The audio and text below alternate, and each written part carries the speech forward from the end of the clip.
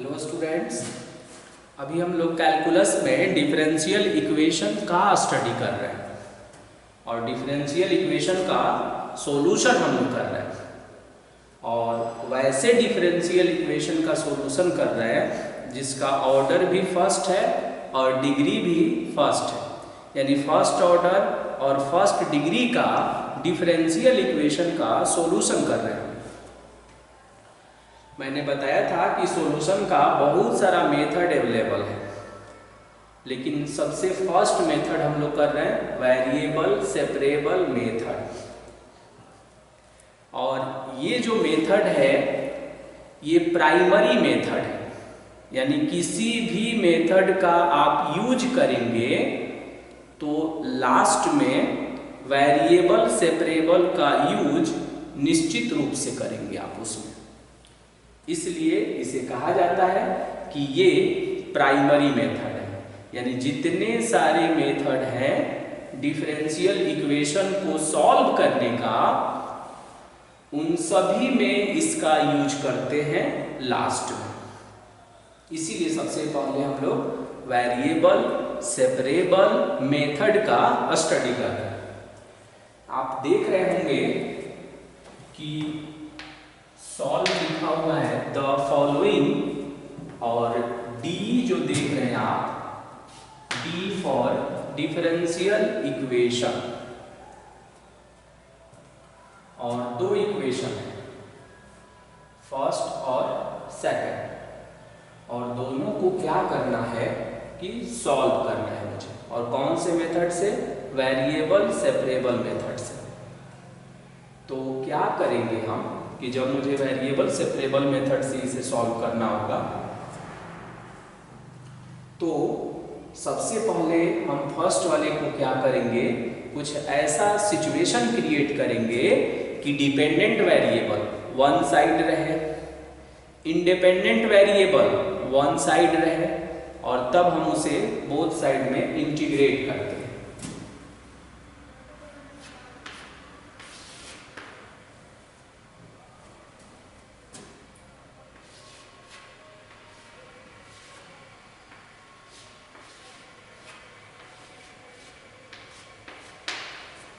dy by dx है और यहाँ है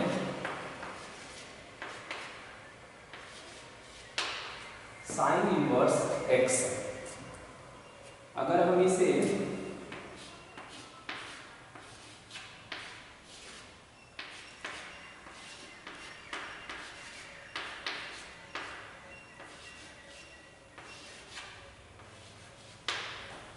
ऐसे अगर हम इसे रीअरेंज कर दें, यानी y को एक साइड में कर दें और x को एक साइड में कर दें, यानी डिपेंडेंट वाले को एक साइड में और इंडिपेंडेंट वेरिएबल को एक साइड में कर दें, और फिर हम इसे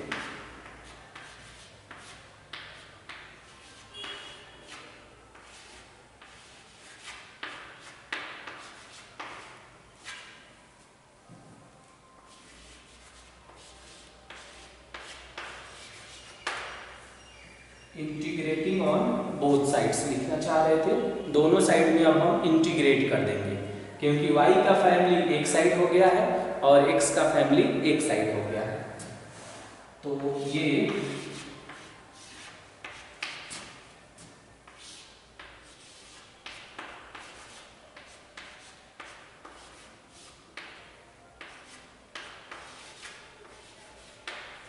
हमने इसे ऐसे लिख दिया, साइन इनवर्स x को हमने लिख दिया साइन इनवर्स x, और इनटू में 1 dx लिख दिया हमने।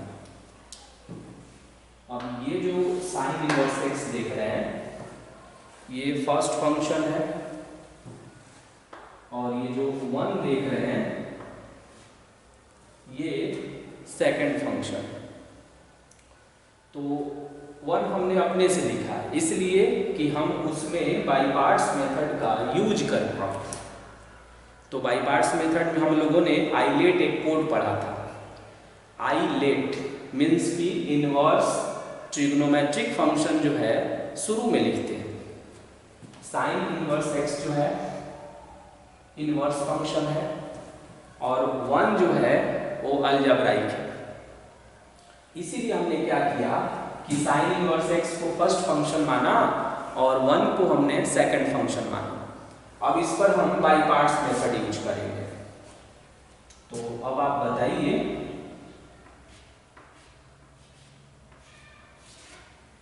कि dy के लिए हम y लिख लेंगे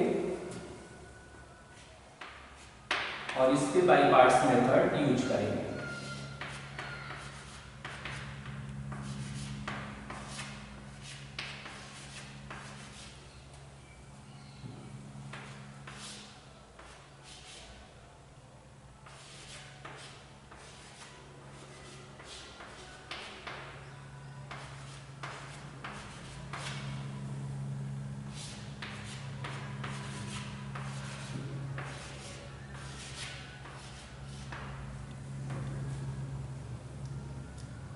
ऐसे लिखेंगे,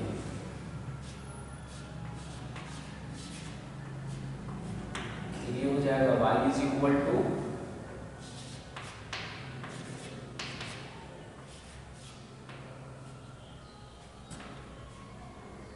साइन इनवर्स x हो गया और dx का x हो गया माइनस साइन इनवर्स x का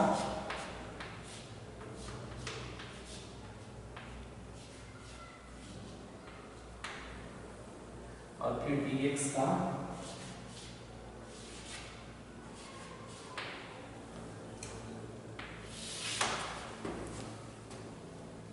हो गया। हमने क्या किया यहाँ पर बाई पार्ट्स मेथड से इंटीग्रेट किया। और बाई पार्ट्स मेथड क्या होता है आप ऑलरेडी इसे स्टडी कर चुके हैं। तो ये जो वर्क देख रहे हैं ये सब इसे बाई पार्ट्स मेथड भी कहते हैं और एक और मेथड भी इसे बोलते हैं प्रोडक्ट रूल ऑफ इंटीग्रेशन भी बोलते हैं। तो यहाँ पर है, फिर से एक बार रिकॉल करते हैं, first function into integration of second function minus first function का DC into integration of second function और होल का फिर इंटीग्रेशन लिखते हैं। तो dx का इंटीग्रेशन x हो जाएगा, यहाँ पर भी dx का x हो जाएगा। अब ये मैटर यहाँ बनेगा,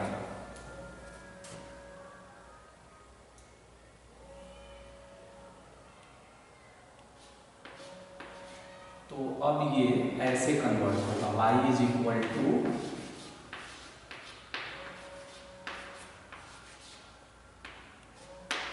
x साइन इनवर्स x हो जाएगा और माइनस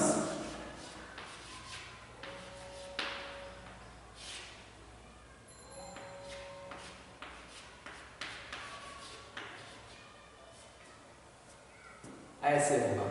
अब आप सोचिए कि इसका इंटीग्रेशन हम कैसे करेंगे।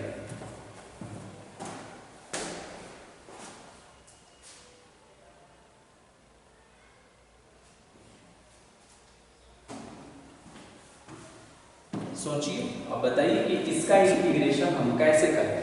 अगर ये इंटीग्रेट हो जाएगा तो फिर हम इसका सॉल्यूशन इंड हो जाएगा। अब देखेंगे कि इसको इंटीग्रेट करने के लिए हम क्या करते हैं, सब्स्टिट्यूशन मेथड का यूज करते हैं।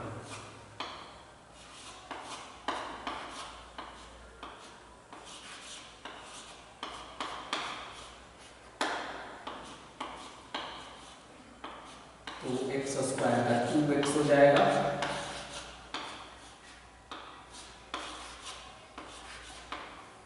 इस तरह से होगा। फिर आप देखेंगे कि एक्स डी एक्स का जो वैल्यू होगा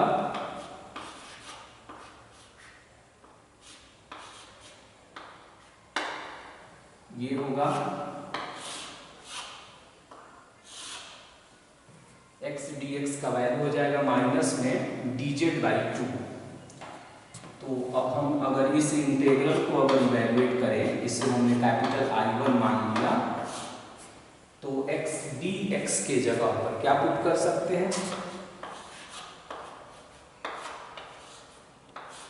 और 1 माइनस एक्स स्क्वायर को क्या माना हमने माइनस में 1 बाई 2 बाहर हो गया और dz अपॉन रूट z है। तो तो इसका इंटीग्रेशन आप जानते हैं कि 2z होगा, 2 से 2 कैंसिल हो जाएगा और ये आएगा -z और z का वैल्यू है 1 - x²। यानी इस पार्ट को इंटीग्रेट करना मेरा टारगेट था कि उसे हम कैसे इंटीग्रेट करें। तो इंटीग्रेट करने के लिए हमने क्या किया यहाँ पर कि सब्स्टिट्यूशन मेथड का यूज किया। रूट के इनसाइड में जो रिजल्ट है उसे हमने z मान लिया और फिर इस तरह से हम इसे इंटीग्रेट कर पाए। और फाइनल जब देखेंगे कि आफ्टर इंटीग्रेटिंग y = और ये होगा x sin इनवर्स x हो गया और माइनस, और इसका इंटीग्रेशन जब हमने परफॉर्म किया तो ये आया और प्लस में c हो गया। अब ये दोनों माइनस अटैच होकर क्या बन जाएगा, प्लस बन जाएगा।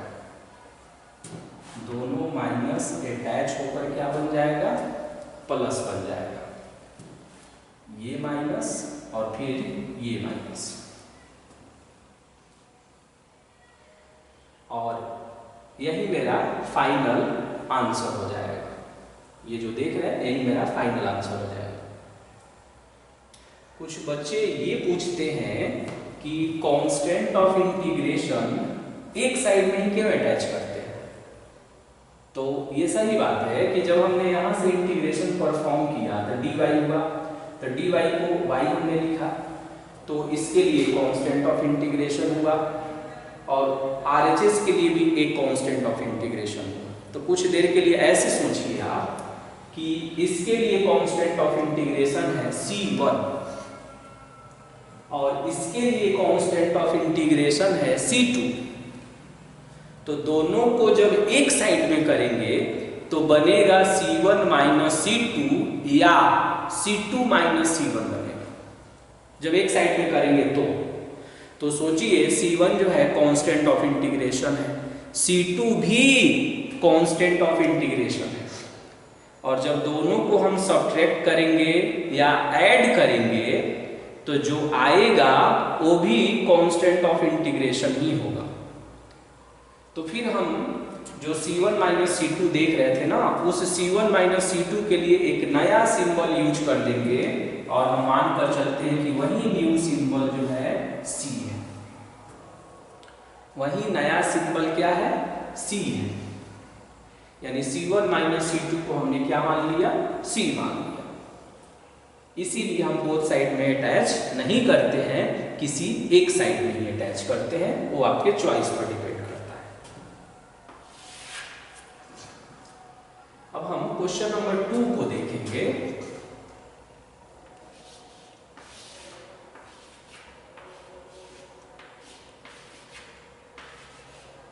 dy/dx है, इसे हम ऐसे अरेंज कर रहे हैं, कर सकते हैं। अंतिम लास्ट का जो 2 टर्म्स है उसमें से देखेंगे कुछ कॉमन होगा क्या, तो बताइए। अगर हम कॉमन परफॉर्म करें तो क्या ऑब्टेन करेंगे, हम ऑब्टेन करेंगे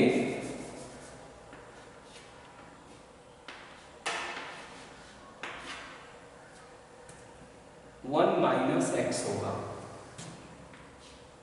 अब इस 1 - x को फिर हम कॉमन बनाएंगे तो क्या बचेगा, यहां से 1 और यहां से y। अब आप सोचेंगे कि यहां 1 कैसे आया, तो आया नहीं, बस उसे हम रीअरेंज कर रहे हैं, कॉमन बनाकर उसे हम फैक्टराइज कर रहे हैं, यानी ऐसे हम लिख सकते हैं। अब y वाले पार्ट को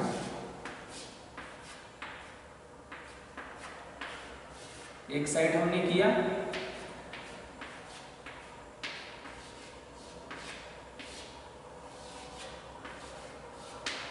और x वाले को हमने एक तरफ किया।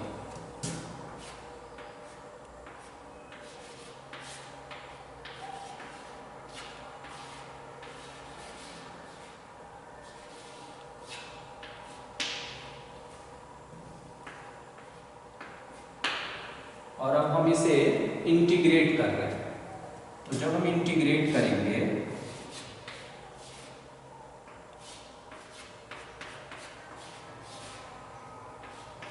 और dx से मल्टीप्लाई कर लीजिए तो dx हो जाएगा और माइनस में x dx होगा।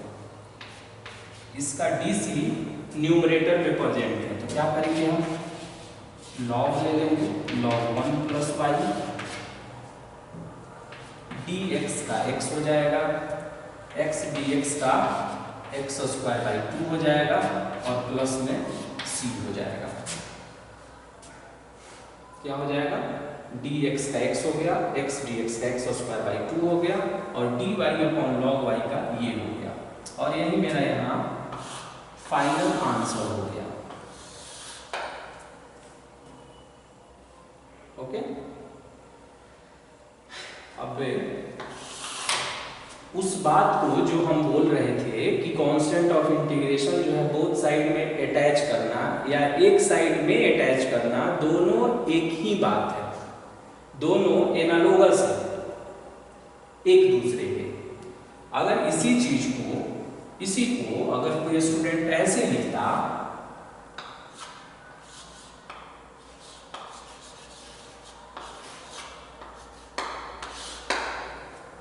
अगर कोई ऐसे इसे लिखता कि log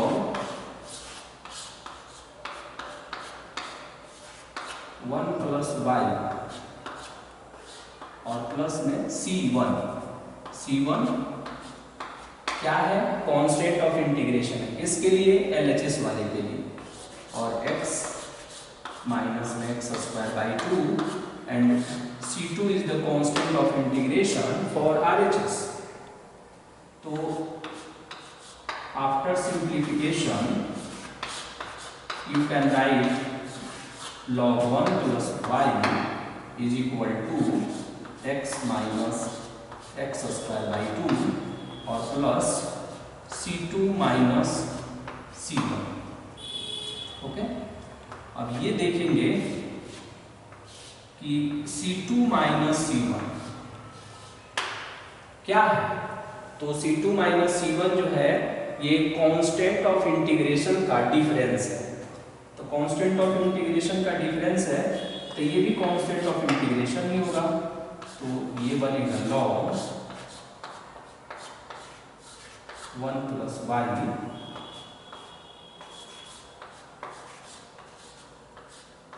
एक्स स्क्वायर बाई 2 और इसके लिए कोई नया कांस्टेंट हम लिख देंगे तो प्लस करके और हमने लिख दिया c। अब देखिए ये मेरा आंसर हो गया। इसीलिए हम बोल रहे थे कि कांस्टेंट ऑफ इंटीग्रेशन को बोथ साइड में अटैच करने से कोई बेनिफिट नहीं होता है, इसीलिए किसी एक साइड में अटैच करेंगे। और किधर अटैच करेंगे, जैसे हम जनरली आप देख रहे होंगे कि जब भी हम सॉल्यूशन ऑब्टेन कर रहे हैं तो RHS में इसे लिखते हैं। तो ऐसा नहीं है कि इस कांस्टेंट ऑफ इंटीग्रेशन को RHS में ही लिखना है। अगर आप ये सोचते हैं कि y और प्लस में c लिख दें तो आप लिख सकते हैं। इससे क्या होगा, आंसर तो स्लाइटली डिफरेंट दिखेगा, बट जब आप पार्टिकुलर सॉल्यूशन ऑब्टेन करेंगे ना तो देखेंगे कि ये रिजल्ट ये और प्लस सी इधर अटैच करके जो रिजल्ट ऑब्टेन किया वो दोनों एक ही है, दोनों से सेम पार्टिकुलर सॉल्यूशन ऑब्टेन होगा। ओके।